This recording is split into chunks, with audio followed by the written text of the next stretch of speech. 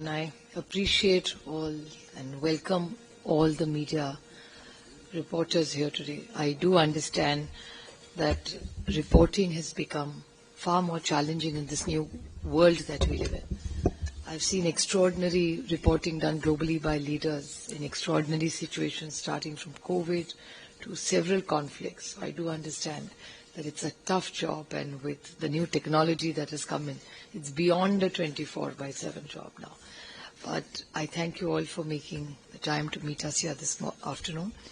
Well, the Honorable Prime Minister initiated this dialogue in 7 groups. So there are 7 groups with 5 Members of Parliament and experts from the MA in every group.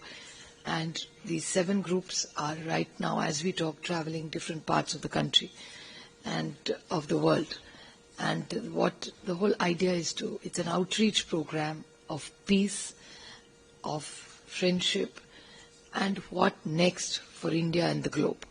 And we are all very committed to a peaceful world, a harmonious world, a green world. While India is very, very focused on this peace mission, we must put the facts on the table. And India has been hurt by an unprecedented attack on India's soul. It's the incidents that happened in Pahalgam, which has shaken every Indian, because they were innocent Indians who were on vacation and were shot most brutally in Pahalgam. And the follow-up, as you'll have all covered it. And we have enough evidence to prove that, unfortunately, that all this, their entire training has been done in the neighborhood, a neighborhood which we have nurtured, valued, respected, and have always wanted good relations with. But unfortunately, these activities are connected to various non-state actors, but supported by, there's a group called the Resistant Front, the TRF, which is an outfit of the LET, the Lashkar-e-Toiba. And there is enough evidence that we all know, and most of you have been kind enough to even cover it, that the Pakistan government has deep connections with all of them. So it's very unfortunate what India has been through in the last few weeks, and I think the world needs to know.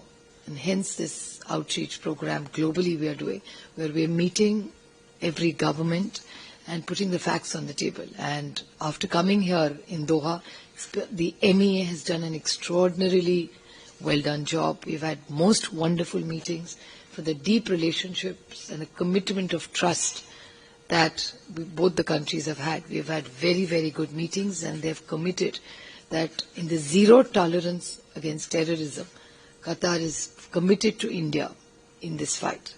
So we're looking forward to taking this relationship, which is already of trust and faith, for decades together. And all my colleagues, they're mostly very, very experienced leaders. They have been ministers in Government of India. So it's a very, very learned, experienced delegation. And I would request each one of them to say a few words. As mentioned earlier, just now, see, this delegation is meant to apprise and create a global opinion against terrorism in all its forms and manifestations. Terrorism is a global phenomenon, but I would like to differentiate the terrorism that India is subjected to from the terrorism that is there in other parts of the world, in the sense that India is subjected to a terrorism which is supported, financed by a state. And there is a cross-border terrorism that is emanating from our neighbor. And after the 22nd incident, the world was expecting that those who are trying to spread this and trying to provide training would take the required action to see that such things don't repeat. But unfortunately, that didn't happen. That's the reason why India had to resort to some countermeasures, which was a measured, which was non-escalatory. So we have now initiated an effort, this outreach effort, to ensure that the world unites together in one voice against terrorism in all its forms and manifestations. And we feel that we have been able to convey this message to the Qatari leadership and the civil society leaders, the most prominent people in the civil society of Qatar. We hope that this effort will be fruitful, and in the coming days, the voice against terrorism will get strengthened due to this effort. We would like to convey to you that this is not the first time that India has been targeted by a terrorist attack from across the border. In the last few decades, there have been many shocking instances. India's parliament was attacked in the year 2000. We had the Chitty Singhpura massacre, where 6 were targeted, they were singled out and killed. We had attacks in Uri, Udhampur, Poonch, but a big attack on 26/11/2008, in which the citizens of the world were killed. 167 to be precise, many nationalities, and the world saw that. Now these groups, whether Jaish-e-Mohammed or Lashkar-e-Taiba, they are not only headquarters they are there in Bahawalpur and Muridke, but the so-called, what the leader of the group mentioned, those who claim the responsibility, the resistance front, is actually a front of Lashkar-e-Taiba. It's so well documented who these people are. These two organizations which I mentioned are UN proscribed, UN designated terrorist groups. And that has to be registered. Now Pakistan is deep state, is ISI and military to be precise. Pakistan is a sham of a democracy, I'm sorry to say. It's run by its military and the ISI. They not only train, fund, arm, but shelter and protect these terrorist organizations, which is reprehensible. Even after India was forced to take action after the outrageous and dastardly attack in Pahalgam, which killed 26 of our innocent people, it's not a question of number. Over the years, if you see, the number runs into thousands. And they are defenseless, harmless, vulnerable, simple citizens of the country who have been killed. So India, its government, its defense forces have a duty to defend our country, to protect our people, and also to safeguard India's integrity. So the action has been restrained, proportionate, calibrated. It was only to target the headquarters of terror organizations. Those terrorists who got killed, or those who were there in the headquarters, they were given a national funeral by the Pakistani army. Their coffins were taken, draped in the Pakistani national flag. Is there any other, some people have asked questions in other places of the world, okay, what is the proof? Can there be a bigger proof? They themselves have provided the proof, which is visual. It has flashed across the world. So what the retaliation took place was to India's action, which had clearly avoided, clinically, any civilian target, any Pakistani military target. So what was the outrage there about? We are surprised if the two UN designated terrorist organizations' headquarters were targeted. For that, they attack our Air Force installations, Air Force stations, civilians. In Jammu and Kashmir, civilians were the victims of the Pakistan retaliatory attacks, and a large number of them. were displaced. We have come here to explain our position. It's a global outreach of India to inform the public opinion, sensitize the people about the seriousness of the situation as it prevails. Further, terrorism per se is a global scourge, and Pakistan has played actually a pivotal role over the years.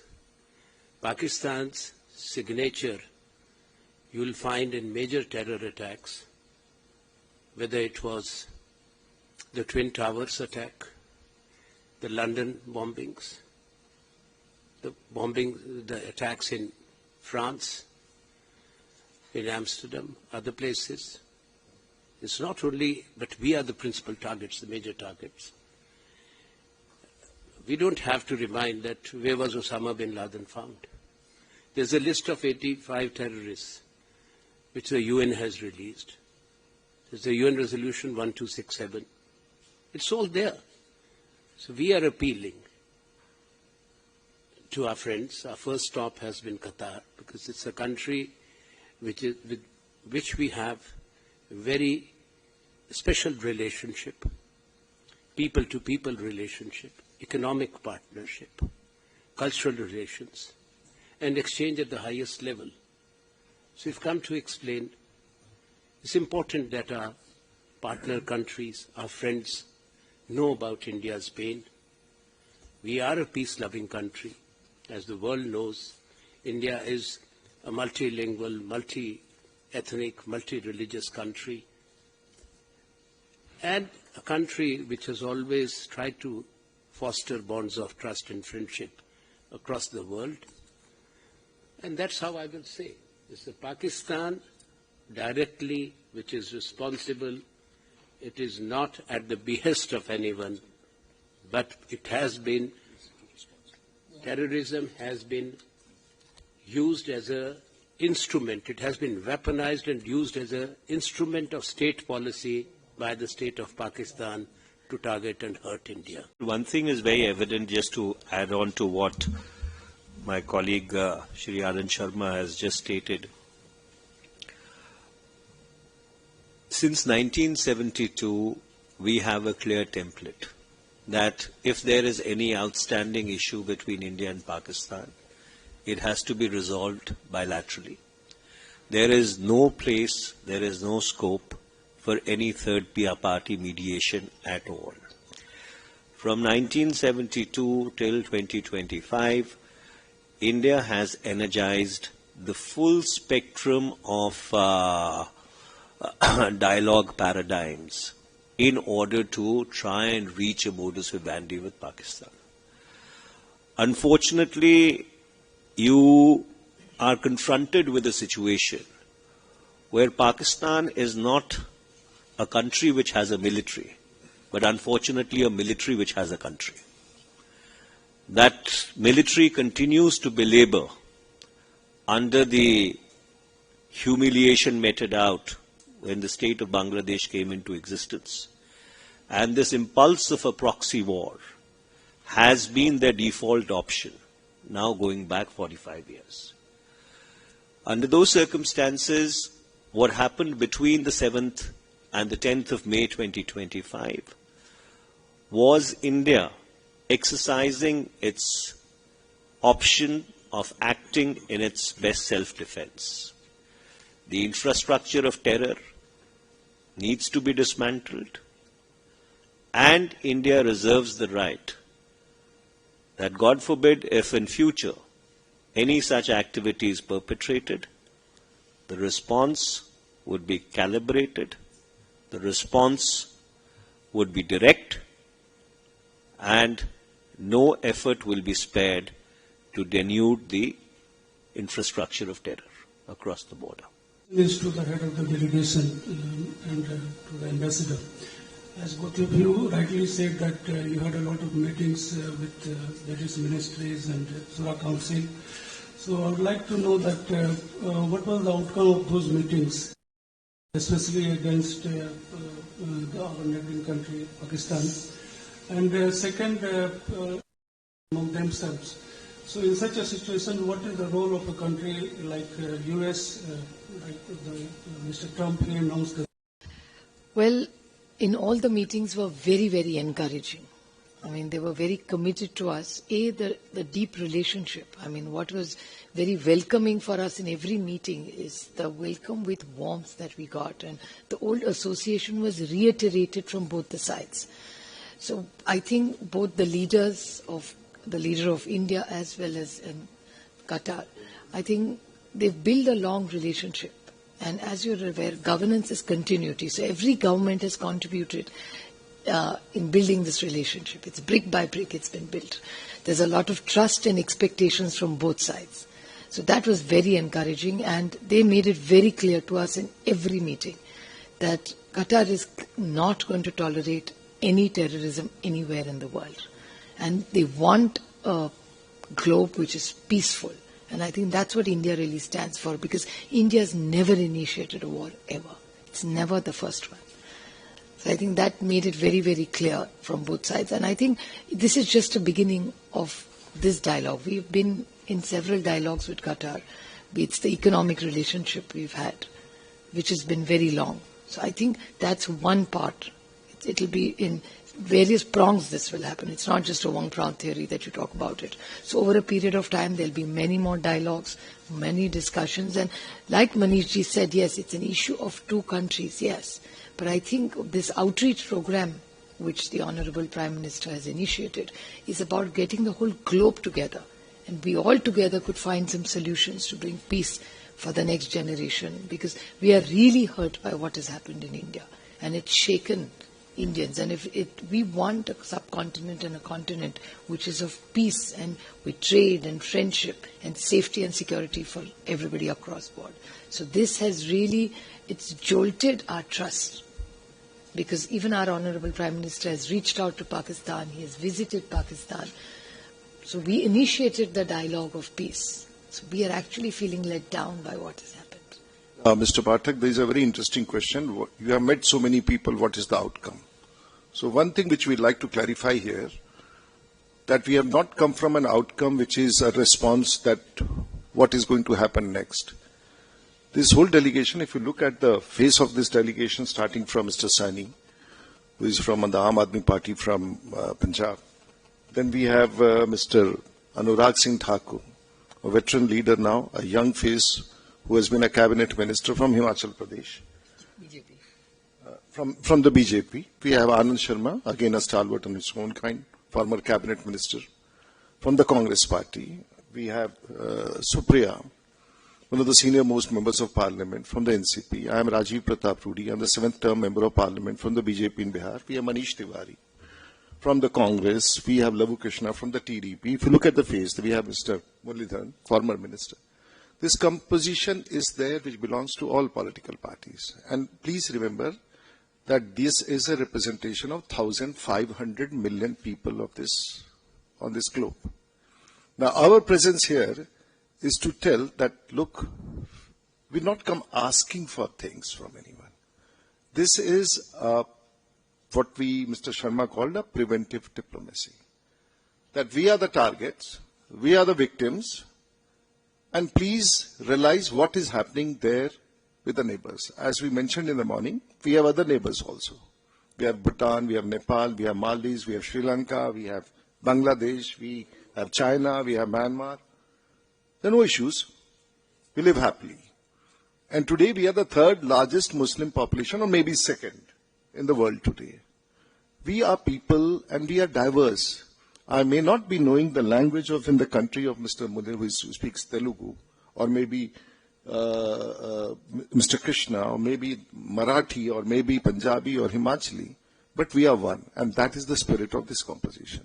So having said that, as categorically stated by Mr. Sharma and the leader, that we are going to respond to any act of terror. That is number one. Please do not ask us questions thereafter why it happened. Number two, the bogey of nuclear weapon is not going to affect us, because we have the doctrine of what we call as no first action. That happened during Vajpayee's tenure. And the third is that we will not differentiate between a terrorist state and a terrorist. We will treat them as same. So these are the basic fundamentals which the world should know. We are not the aggressor, we are the victim. And this country, which is India, cannot stand a victim to innocence. We always condemn any action of such kind across the world.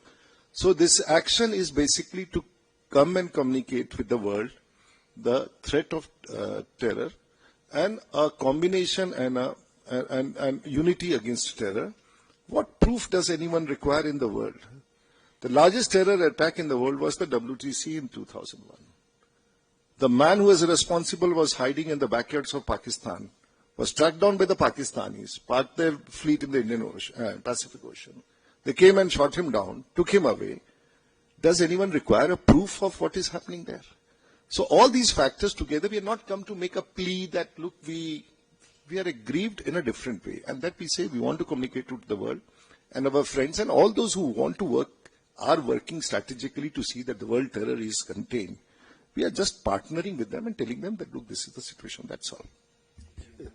One thing I want to clarify, it's important, the second part of your question about President Trump's claim and the ceasefire. Government of India has made it very clear that there is no third-party intervention in brokering a ceasefire.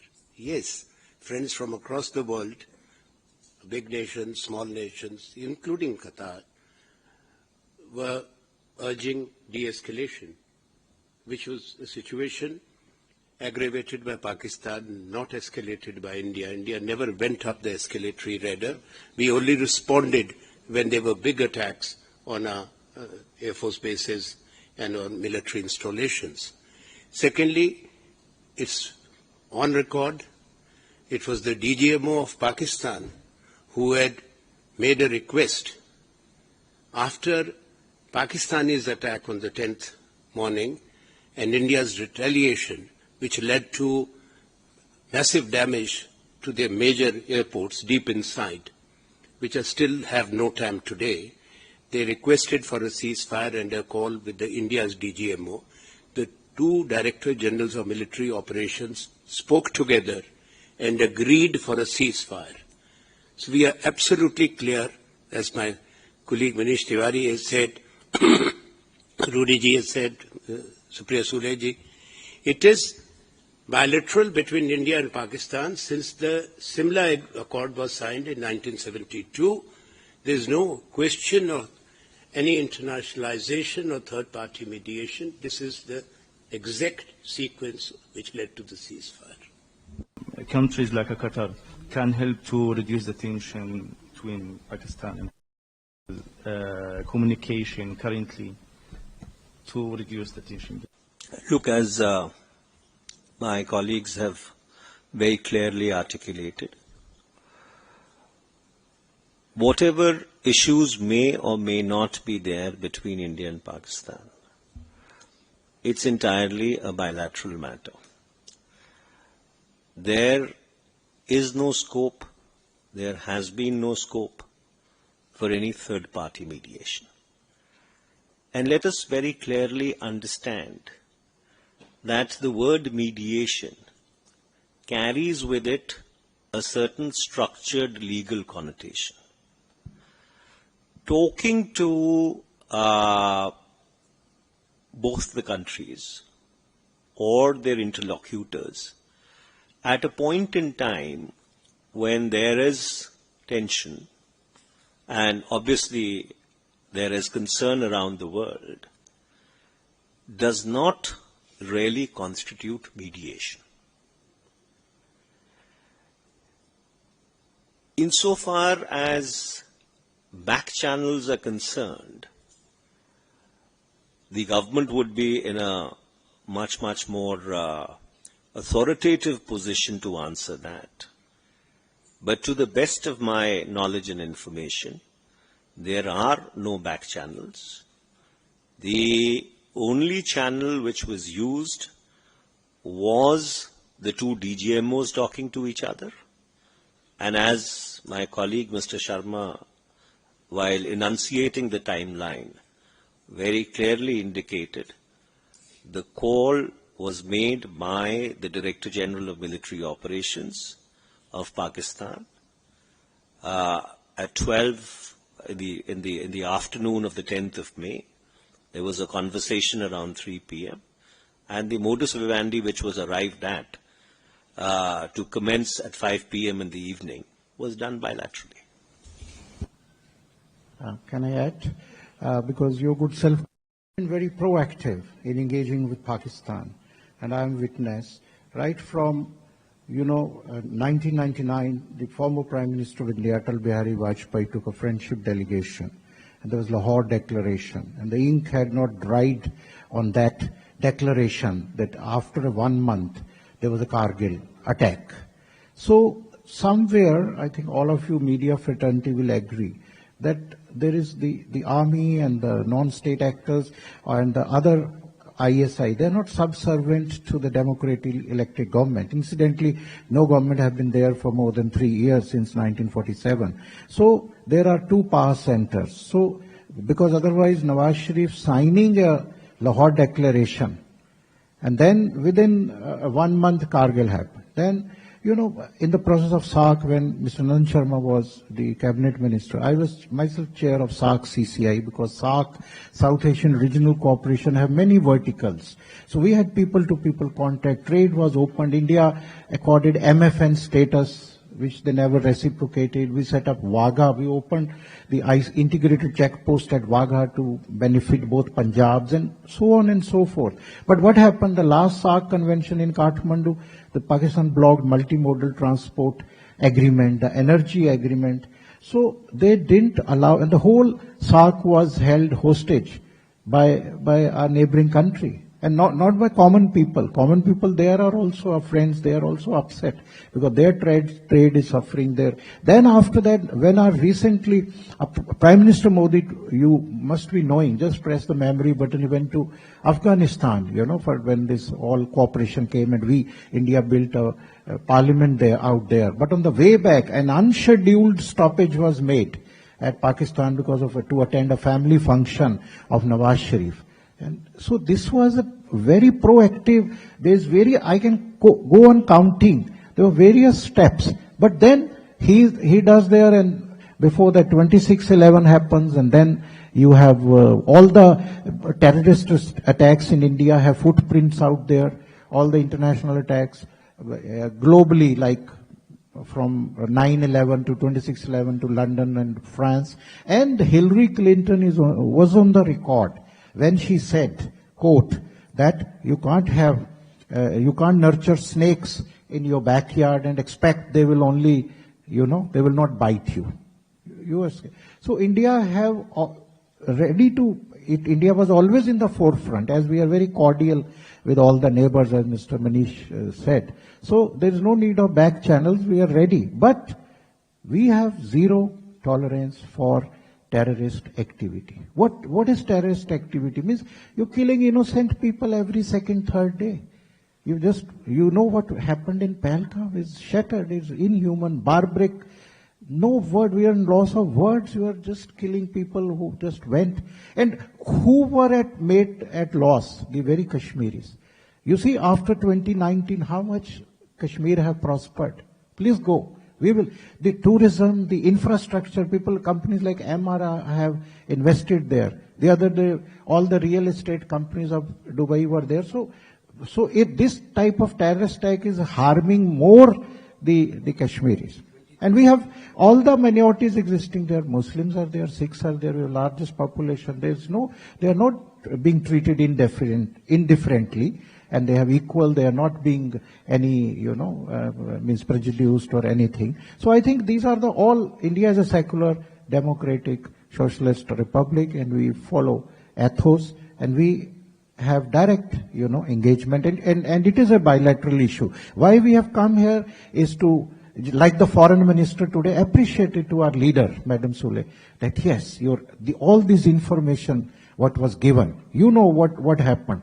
2 months back, a Pak company asking the US satellite company the images, and the army chief 1 week before the Pahalgam attack speaking about two two-nation theory. What is this? Now that's a history.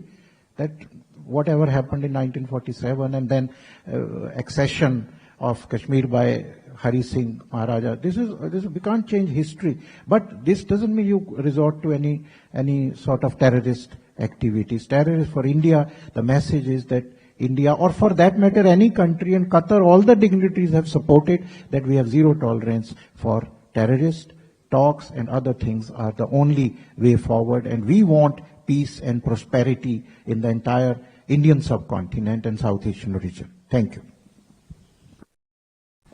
So, only a week ago, about a week ago, a senior Congress leader and hyphenated globally, in sort of global discussions on. The question is, since it's a number of Congress leaders also here, I guess my question is more towards the opposition. Has the Indian opposition now decided not to question the government on the many? I think we are not here to discuss in democracies, political parties have different ideologies, perspectives and views. At the same time, there has been no two voices of condemnation and denunciation when the Pahalgam dastardly attack took place. Not even one whisper. Number two, there has been complete solidarity with the decision to take action. Complete support extended not only by the Congress party but the entire Indian opposition, all the political parties of India. And this is on record. Three, since you refer to the Congress Party Working Committee is the highest decision-making body of the party. It has met 4 times after the Pahalgam attack, and as the events unfolded, each meeting has passed a strong resolution. There is no divergence.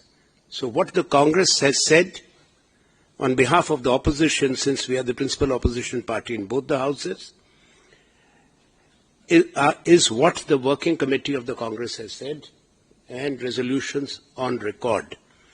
There cannot be anything beyond that unless and until the CWC were to revisit, which it will not.